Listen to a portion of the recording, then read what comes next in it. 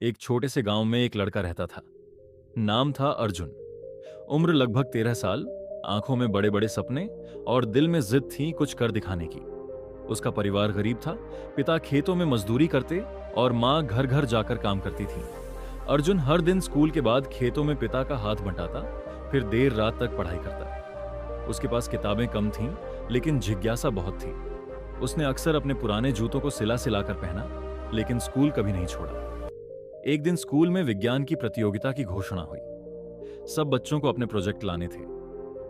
अर्जुन के मन में तुरंत एक आइडिया आया, पानी से चलने वाला छोटा इंजन। उसके पास न तो पैसे थे न उपकरण, पर उसका जुनून कम नहीं हुआ। टूटी बिखरी चीजें इकट्ठी की, पुराने प्लास्टिक की बोतलें, टूटे खिलौनों के मोटर, कबाड़ से मिली पाइपें। उसने रात दिन एक कर दिया। प्रतियोगिता का दिन आया।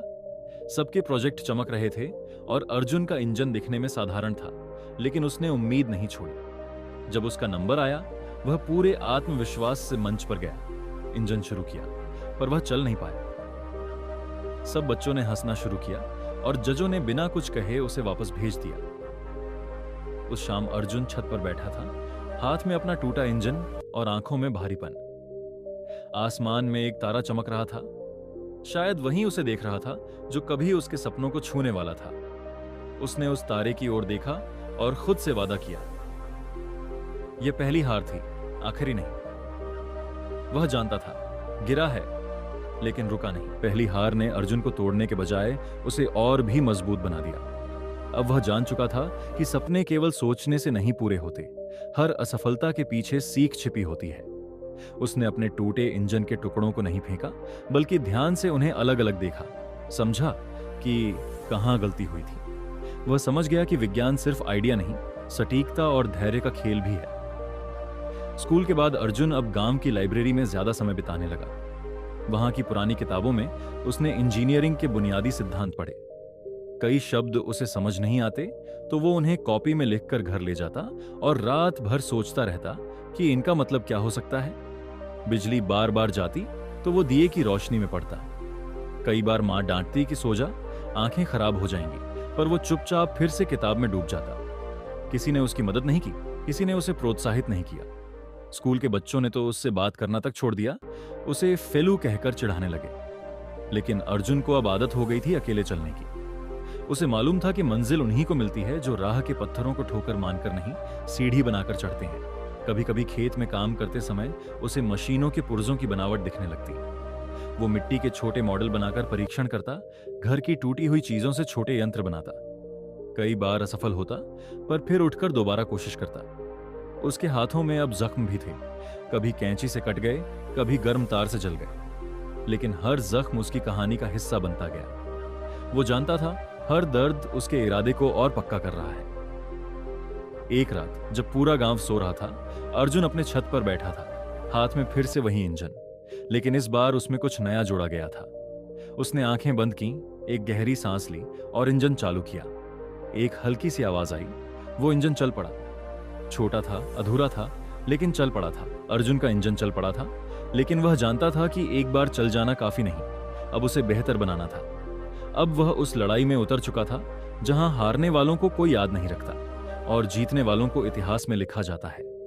हर दिन स्कूल से लौटने के बाद वह खेत में कुछ घंटे काम करता, फिर बाकी समय अपने मॉडल को सुधारने में लगाता। अब उसका कमरा छोटे बड़े पुर्जों से भरा था, टूटी घड़ियों के गियर, पुराने रेडियो की वायरिंग, प्लास्टिक के पाइप और स्क्रू ड्राइवर जैसे औजार। ये सामान उसके लिए किसी खजाने से कम नहीं थे। गांव के बच्चे अब भी उसे अजीब नजरों से देखते, लेकिन अर्जुन ने देखना बंद कर दिया था। उसने अपनी नजरों की दिशा बदल दी थी।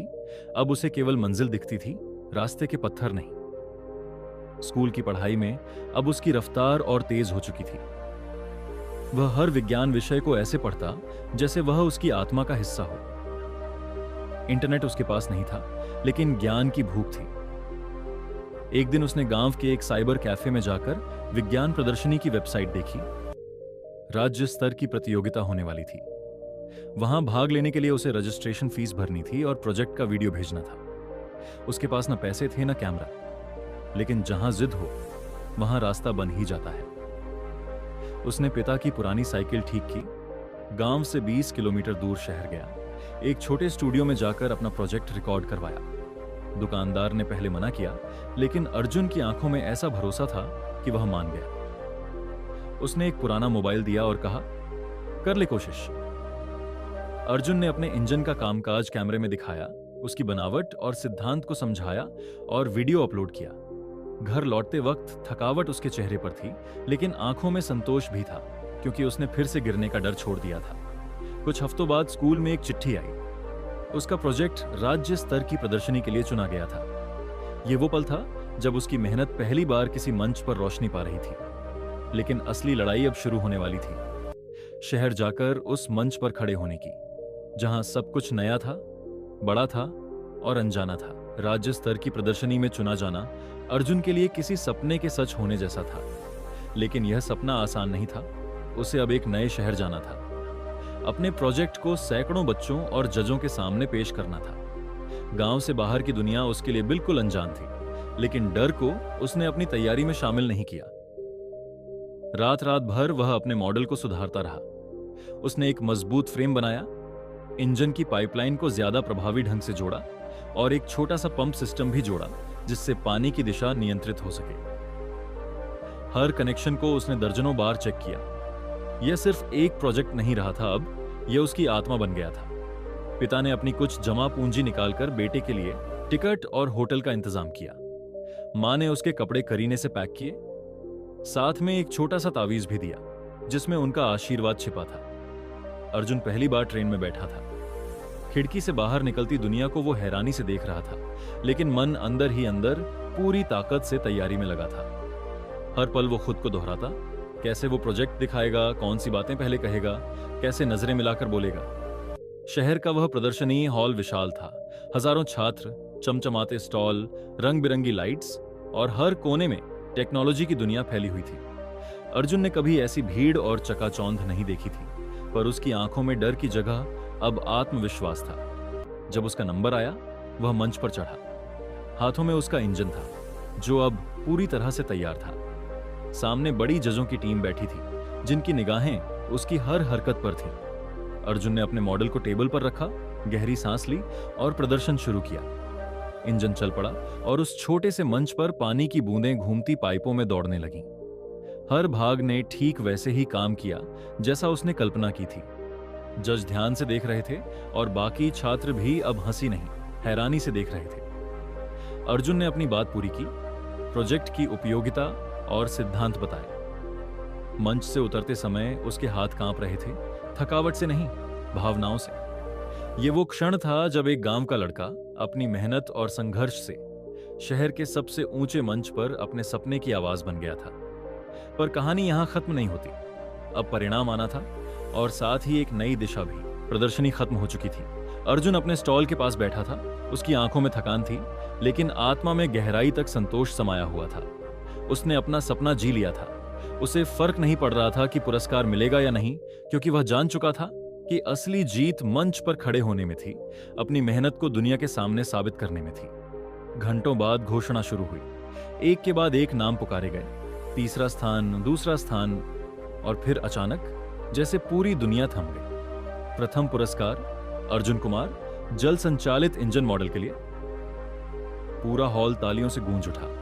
अर्जुन कुछ पलों तक हिल नहीं पाया। वह जैसे किसी स्वप्न में था। मंच पर बुलाया गया, ट्रॉफी दी गई, प्रमाण पत्र मिला और हर कैमरा उसकी ओर था। लेकिन सबसे महत्वपूर्ण था वो सम्मान जो उसे वहां मिला, जो उसके गांव में शायद कभी किसी को नहीं मिला था। जब वह गांव लौटा तो उसके स्वागत में लोगों की भीड़ थी। जो कभी उसका मजाक उड़ाते थे, वही अब उसकी पीठ थपथपा रहे थे। लेकिन अर्जुन ने कोई शिकायत नहीं की, न कोई गर्व जताया। उसकी आंखें सिर्फ मां बाप को खोज रही थीं, जो दूर खड़े उसे गर्व से निहार रहे थे। उस पुरस्कार ने अर्जुन को केवल पहचान नहीं दी, उसे एक स्कॉलरशिप भी मिली थी।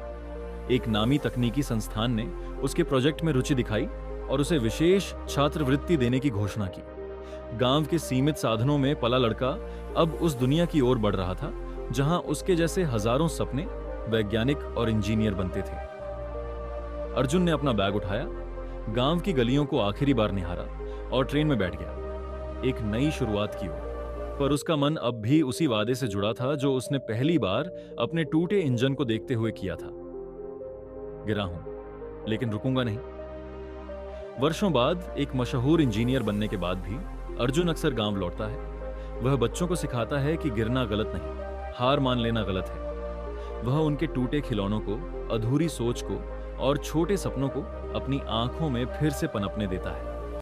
उसकी कहानी सिर्फ एक लड़के की नहीं, बल्कि हर उस इंसान की है जो जीवन की ठोकरों के बाद भी चलना नहीं छोड़ते।